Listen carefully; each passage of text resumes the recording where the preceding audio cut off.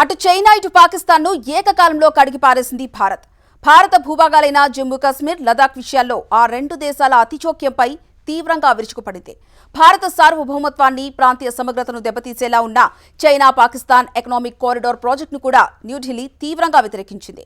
పాకిస్తాన్ చట్టవిరుద్ధంగా బలవంతంగా ఆక్రమించుకున్న భారత భూభాగం గుండా ఈ ప్రాజెక్టు వెళ్తుందని, అందుకే ఈ రకమైన ప్రాజెక్టులను తాము మొదటి నుంచి వ్యతిరేకిస్తున్నామని భారత్ స్పష్టం చేసింది. చైనా పాకిస్తాన్ల మధ్య కుదిరిన ఒప్పందాలను తాము గుర్తించబోమని చెప్పేసింది.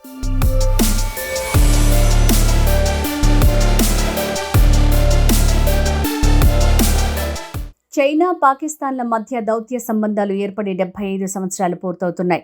ఈ సందర్భంగా పాకిస్తాన్ ప్రధానమంత్రి Shehbaz Sharif, army chief field marshal Asim Munir Beijing పర్యటనకు వెళ్లారు. గ్రేట్ హాల్ ఆఫ్ ది పీపుల్లో చైనా అధ్యక్షుడు జిన్పింగ్తో వారు భేటీ అయ్యారు. అమెరికా ఇరాన్ వివాదంలో పాకిస్తాన్ మధ్యవర్తిత్వ పాత్ర పోషిస్తున్న నేపథ్యంలో ప్రాంతీయ స్థిరత్వం మరియు స్ట్రైట్ ఆఫ్ హార్మూజ్ రక్షణపై ఇరు దేశాల నేతలు ప్రత్యేకంగా చర్చించారు. శాంతి పునరుద్ధరణకు ప్రయత్నిస్తున్న ఇస్లామాబాద్ని జిన్పింగ్ అభినందించారు. పాకిస్తాన్తో తమకు ఉన్న విడదీయలేని మైత్రి బంధాన్ని గుర్తు చేస్తూ షెహబాజ్ను తన పాత మిత్రుడిగా అభివర్ణించారు. వ్యూహాత్మక పరస్పర విశ్వాసం, ఆచరణాత్మక సహకారాలు పాక్ చైనాల అభివృద్ధిని బలపరిచాయి. స్వాతంత్ర్యం, సార్వభౌమాధికారం, ప్రాదేశిక సమగ్రతను కాపాడుకోవటంలో పాక్కు చైనా మద్దతు ఉంటుందని ప్రకటించాయి.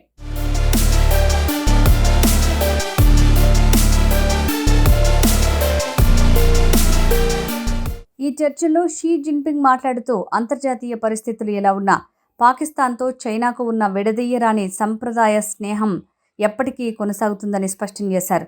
అనంతరం పాకిస్తాన్ చైనాల మధ్య మొత్తం 15 అవగాహన ఒప్పందాలు కుదిరాయి. ఐటీ, వ్యవసాయం, industrialisation, clean energy, digital transformation, నైపుణ్యాభివృద్ధి వంటి రంగాల్లో ఇరు దేశాల కంపెనీల మధ్య బలమైన ఒప్పందాలు జరిగాయి. Pakistan China B2B investment conference ద్వారా సుమారు $7 బిలియన్ విలువైన కొత్త పెట్టుబడుల అవగాహన ఒప్పందాలు కుదిరాయి. China Pakistan economic corridor CPEC రెండో దశను మరింత వేగవంతం చేయడంపై చర్చించారు. చైనా యొక్క 15వ పంచవర్ష ప్రణాళికను పాకిస్తాన్ ప్రణాళికలతో అనుసంధానించాలని నిర్ణయించారు. పాకిస్తాన్లో పనిచేస్తున్న చైనా కార్మికులు, ప్రాజెక్టులపై జరుగుతున్న దాడుల నేపథ్యంలో భద్రతను కట్టుదిట్టం చేసే అంశంపై ఇరుపక్షాలు చర్చించాయి.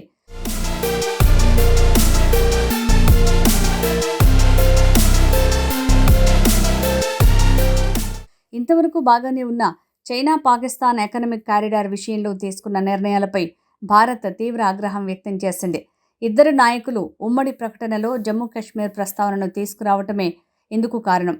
చైనా పాకిస్తాన్ ఎకనామిక్ కారిడార్ ప్రాజెక్టుల విషయానికి వస్తే వాటిలో కొన్ని భారత్ భూభాగంలో ఉన్నాయి. జమ్మూ కాశ్మీర్, లదాఖ్ కేంద్రపాలిత ప్రాంతాలు గతంలోనూ ఇప్పుడు కూడా భారతదేశంలో అంతర్భాగంగా విడదీయరాని భాగంగానే ఉంటాయి. దీనిపై వ్యాఖ్యానించే హక్కు మరే దేశానికి లేదని భారత విదేశాంగ శాఖ స్పష్టం చేసింది. ఈ మేరకు విదేశాంగ మంత్రిత్వ శాఖ ప్రతినిధి రణధీర్ జైస్వాల్ ఓ ప్రకటనలో తెలిపారు. భారతదేశ సార్వభౌమత్వం, ప్రాదేశిక సమగ్రతకు భంగం కలిగిస్తూ ఈ భూభాగాలపై పాకిస్తాన్ అక్రమ, బలవంతపు ఆక్రమణను బలపరిచే లేదా చట్టబద్ధం చేసే ఏ చర్యలనైనా గట్టిగా వ్యతిరేకిస్తామని హెచ్చరించారు.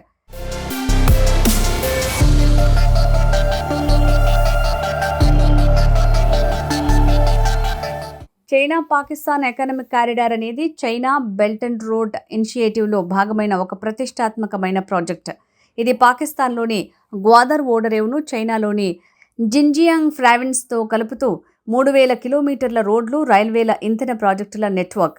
దీని ఉద్దేశం పాకిస్తాన్ మౌలిక సదుపాయాలను మెరుగుపరచడం, చైనాకు అరేబియా సముద్రానికి ప్రత్యక్ష మార్గాన్ని అనుసంధానించడం. 3000 కిలోమీటర్ల మేర విస్తరించి ఉన్న ఈ భారీ కారిడార్ పనులు 2015లో ప్రారంభమయ్యాయి. బలూచిస్తాన్ ప్రాంతంలో స్థానిక ప్రజల నుంచి వస్తున్న వ్యతిరేకత, చైనా పౌరులపై జరుగుతున్న ఉగ్రవాద దాడులు ప్రధాన అడ్డంకిగా మారాయి. ఈ కారిడార్ భారతదేశ అంతర్భాగమైన, ప్రస్తుతం పాకిస్తాన్ ఆక్రమణలో ఉన్న పాక్ ఆక్రమిత కశ్మీర్ గుండా వెళ్తుంది. ఇది ఈ కారణంగా భారత్ మొదటి నుంచి చైనా పాకిస్తాన్ ఎకనామిక్ కారిడార్ను వ్యతిరేకిస్తోంది.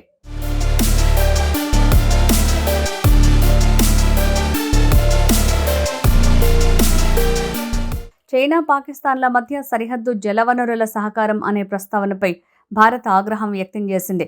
ఆ రెండు దేశాల మధ్య ఎలాంటి సరిహద్దు లేనప్పుడు సరిహద్దు జలవనరుల సహకారం అనే ప్రశ్నే తలెత్తదు. పాకిస్తాన్, చైనాల మధ్య జరిగిన 1963 నాటి సరిహద్దు ఒప్పందాన్ని భారత్ ఎన్నడూ గుర్తించలేదని తెలిపింది. జమ్మూ కాశ్మీర్లో జరుగుతున్న పరిణామాలపై పాకిస్తాన్ ప్రతినిధులు చైనాకు వివరించారు. దీనిపై చైనా స్పందిస్తూ ఇది చరిత్ర వదిలి వెళ్లిన సమస్య అని, దీన్ని ఐక్యరాజ్యసమితి భద్రతా మండలి తీర్మానాలు, ద్వైపాక్షిక ఒప్పందాల ప్రకారం శాంతియుతంగా పరిష్కరించుకోవాలని పేర్కొంది. కశ్మీర్ సమస్యను అంతర్జాతీయం చేయటానికి పాకిస్తాన్ చేస్తోన్న ప్రతి ప్రయత్నాన్ని భారత్ మొదటి నుంచి తిప్పికొడుతూనే ఉంది. ఈ అంశం పూర్తిగా భారత్ పాక్ మధ్య ఉన్న ద్వైపాక్షిక విషయమని, ఇందులో మూడో దేశం జోక్యం చేసుకోవాల్సిన అవసరం లేదని భారత్ తన స్థిరమైన వైఖరిని మరోసారి ప్రపంచానికి చాటి చెప్పింది.